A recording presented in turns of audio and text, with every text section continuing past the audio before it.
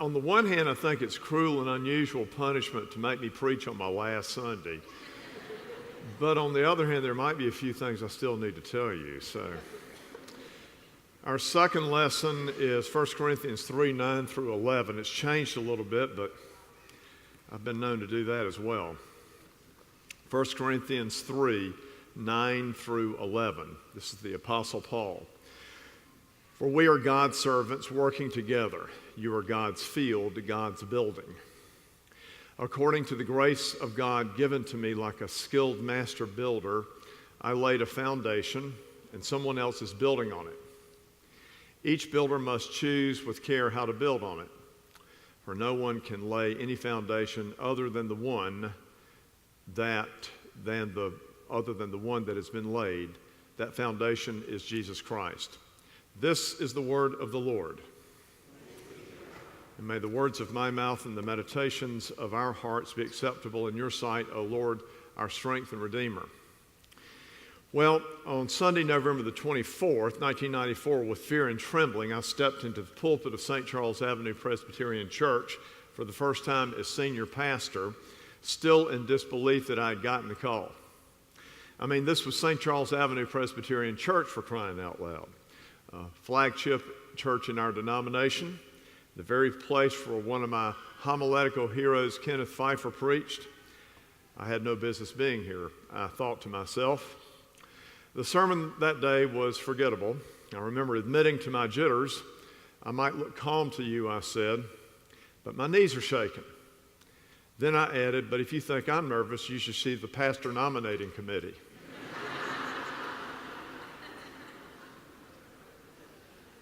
Michael O'Keefe, you can finally stop worrying about me. But I remember sharing something else that day, and it was this, that I needed the congregation as much as the congregation needed me, which in fact is the way it's been all of these years, since we began life together as pastor and people, in a relationship, you and I leaning on each other, depending on each other. It reminds me of something that Johnny Unitas, the famed quarterback of the then Baltimore Colts, once said about his championship team. To know any of us, he said, you had to know all of us. I'd say that about us. A favorite book is The Boys in the Boat, the story of the University of Washington crew team who shocked both the rowing world and Adolf Hitler by winning the gold medal at the 1936 Olympics. The book's prologue relates an interview that the author had with the only surviving member of that team, a man named Joe Rance. In his 90s and terminally ill, Joe Rance agreed to help the author with the book, but under one condition, that the book not focus on him, but on the team, the crew. A remarkable, transcendent experience of a unified group working together in splendid harmony. Don't make it about me, he said, make it about the boat. So on the occasion of my retirement, I would ask the same of you. Let's make it about the boat, the robust vessel known as St. Charles Avenue Presbyterian Church, the places it's gone, the challenges it has met, the deeds it has done, not just for the past 24, but for nearly 100 years now. There are all kinds of leadership styles in ministry out there, each of them, I suppose, effective in their own right. There's the authoritarian approach, where a pastor lays out clear expectations of what a congregation should be doing and how it should be doing it. Command and control, much like the military, clear and direct. It can get the job done, especially in churches that are hierarchical. There's delegative, a leadership style that assigns responsibilities to persons and then steps back and allows them to do them. It's hands-off, laissez-faire, and refuses to meddle or to micromanage. There's executive, and by that I mean the role of the senior pastor basically is to execute the will of the leadership. But my style, I suppose, may be best summed up by the adjective participative, for it has always been my preference to work in a collaborative fashion with all kinds of people. This is exactly what the Apostle Paul is getting at when he describes the church today as God's servants working together. Now, the Greek for servants, synergos, is a bit more intimate and familiar than, say, hired hands, which is why I like the Good News version translation of synergos, which is partners. But my favorite is from the New International Version, for here synergos is rendered co-workers.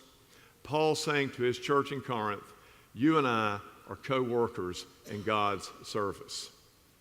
At its best, the church is a true partnership, pastor and people. And surely there have been times, many times over the years, when we have been church at its best, working side by side, step by step. Not that this is the fastest way to get things done. Do you have any idea how long you take? But it's the best way, because then a given plan becomes a group plan, a given project becomes a group project. For example, when it came time to renovate our buildings a few years ago, we didn't just sit down with an architect, draft a design, and then expect the congregation to like it, let alone to fund it. No, we began by meeting with people in small groups, showing the plan and asking people what they thought. Did they ever tell us? The committee got quite an earful. Now then, I need to find page 6. It's somewhere here. Here it is. Boy, did they ever tell us. Oh, I said that already. Okay. But because we had all of these conversations, painstakingly, we might add, we were able to talk and listen to each other. And bit by bit, a draft plan a committee liked was modified and made better by a plan a congregation began to like. I think our church needs a columbarium, someone said, connected to the sanctuary where we worship God. It was added to the plan. We really do need a bigger chapel, and wouldn't it be nice if this one had a different look and feel than our wonderful sanctuary? That was included. Let's bring Fellowship Hall up to date, someone else said, others said. Right now it looks like a dimly lit hospital corridor. Sometimes smells like one, they said. Let's fix up our meeting spaces back there. Let's tie everything together so that there's an architectural harmony and beauty and flow. It took forever. Meetings and revisions and meetings and more revisions and on and on and on. But the result was a proposal that, when finally presented to the congregation, won unanimous, enthusiastic approval, and the cost of which, over $4 million, was subscribed in 3 short months. That's pretty good what we did. We did this. And aren't we happy with how things turned out? It turned out beautifully, wonderfully well.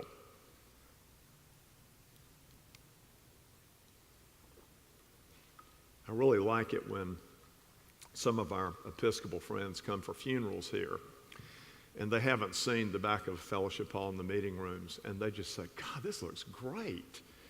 We just wish our church looked like this. And lest we forget,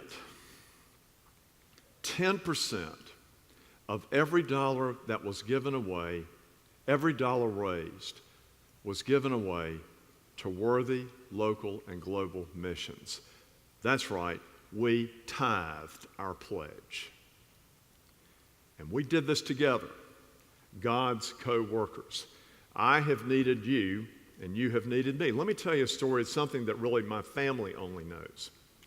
Back in the fall of 2003, I began to get inquiries from a church in North Carolina seeking a new senior pastor.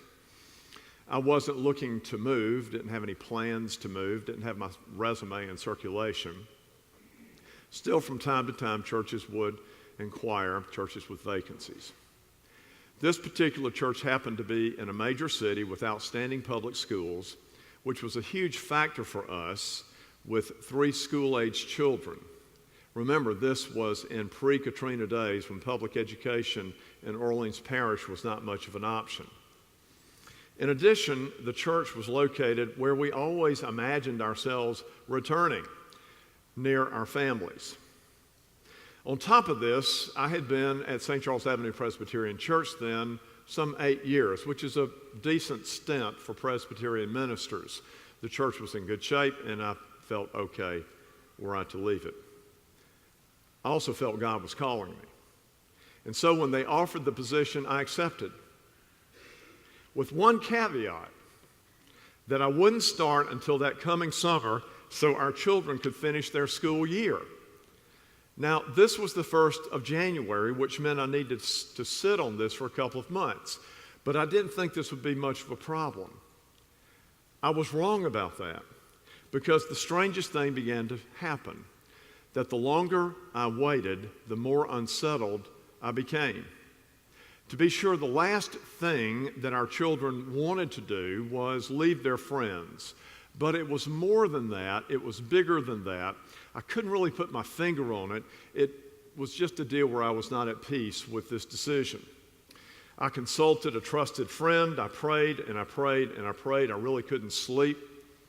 Finally, 5 days before their congregational meeting to elect me as their new minister, I knew I had only one choice. I picked up the phone and with trepidation called the chair of the search committee. Ed, I'm very sorry, but I can't go through with this. It was not my proudest moment. I had gone back on my word, something I do not like to do. I had reneged on a pledge, but I knew I had to do it. To his credit, Ed was decent and high-minded, and I'll always be grateful. And I learned something from that. Now then, this was a huge juncture for us, obviously. The whole thing kind of wore us out, but we looked at it as a juncture.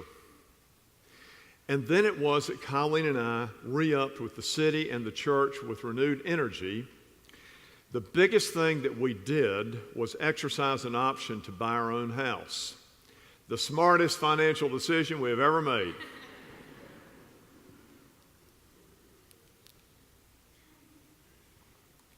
Now then, let's fast forward a year, August of 2005. The deadliest storm ever to strike the continental United States, barreling into New Orleans. From where we had evacuated, we watched with horror as our city filled with water, death and destruction, chaos and anarchy. And when it became plain that we wouldn't be returning anytime soon, for that matter, that nothing really would be the same once we did, I called my stewardship chair. I remember distinctly calling him. It was one evening, and I was outside a friend's house where I was staying. My family had already relocated to Charleston, South Carolina, and I was on the phone. And this guy had been planning stewardship all year long. He had these huge plans put together, and we were going to unveil them like in September, as soon as about a month from then. And I called him and I said, Tom, I think we need to scrap stewardship this year. But there's one thing we can do when we get back, and that's help our city get back on its feet. Instantly, he agreed. And in the following week, in the basement of Memorial Drive Presbyterian Church in Houston, which graciously hosted our church in exile, and where many of my staff had evacuated, Rhino was born. 50 houses and 7,500 volunteers later, it continues. This whole thing remade us as a church, and it remade me as a pastor. In December of that year, I got a call from a woman who had been on that search committee in North Carolina. She had been my biggest booster. And so when I pulled out of this commitment, I called her as well. That was a tough phone call to make. She told me she had never been more disappointed in someone in her life. She said, I don't know if I'll ever be able to understand this. What happened? So I didn't know what she had on her mind, but this is what she said. Now it makes sense. You are exactly where you need to be. So I thanked her, I hung up, I gave thanks to God for his providence. And I remembered the text that sometimes kind of rotates in my mind. We do not belong to ourselves, but to God who has a plan and purpose for our lives. Dietrich Bonhoeffer wrote, "The church is the church only when it exists for others. Sharing in the ordinary human life, helping and serving. The church must not exist for itself. It must exist for others." And I think this is what you and I have tried to do all these years, exist for others. And we've had so much fun doing it. Retreats and gospel music Sundays, zucchini races and zany children's sermons, snowballs and pancakes and barbecues. Remember the Saints Sunday when we were headed to the Super Bowl, which we would have been had it not been for that awful call by the God bless him, bless his heart referee? Remember that Sunday we had black and gold bunting and our stoles were all black and gold. The choir sang "Stand Up and Get Crunk." Remember that? So we're feeling many things these days, this day, but mostly we're feeling grateful. First, and this is one thing I really want you to know, I am grateful to the members of this church and especially to those of you who have stayed in the boat all these years, who have stood with me, who have supported me, who have counseled me, who have loved me and my family. You know who you are. You are the ones who come to church on Sunday. You go on mission trips, you sing in the choir, you serve on session, you go to committee meetings, you go to Montreat, W&O small groups, you never miss pints, hardly miss Saturday work days. You're my clerk of session, you chaired stewardship, bless your heart. You know who you are. And so do I. You are the very heart of this church. Its center, its core.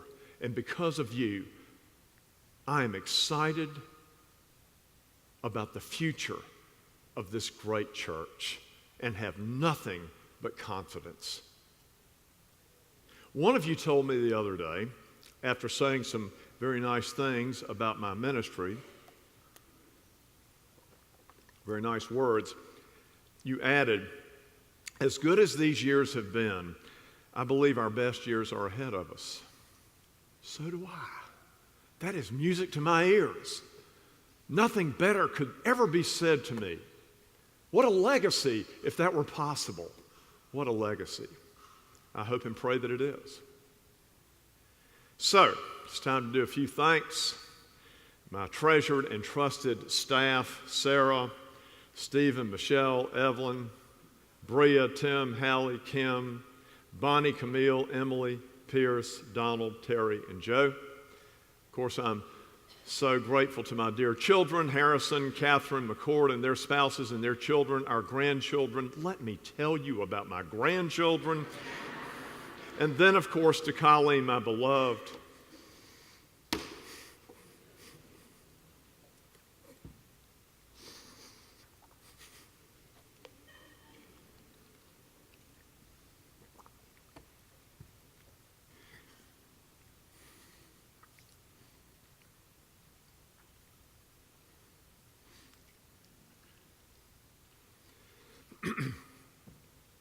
To whom I owe everything.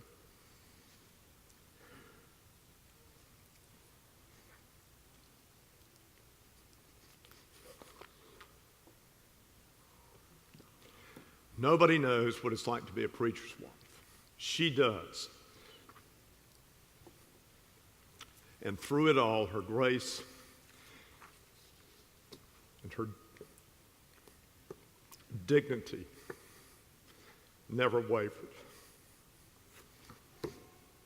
I always wanted to marry a beautiful and strong woman, and I got my wish. Whew.